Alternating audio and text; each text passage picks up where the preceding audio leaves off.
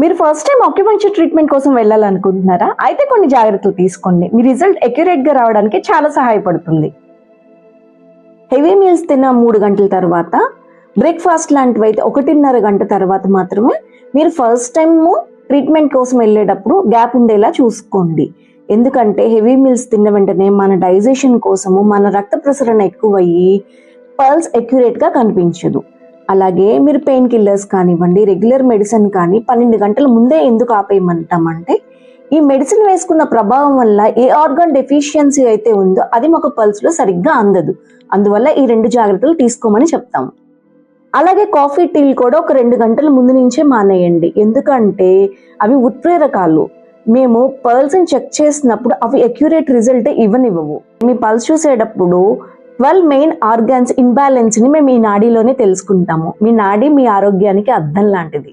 అలాగే చాలా మంది అడిగే మరొక క్వశ్చన్, ఆక్యుపంక్చర్ లో బాగా ఫుడ్ రెస్ట్రిక్షన్స్ ఉంటాయా అని. అసలు కానే కాదండి.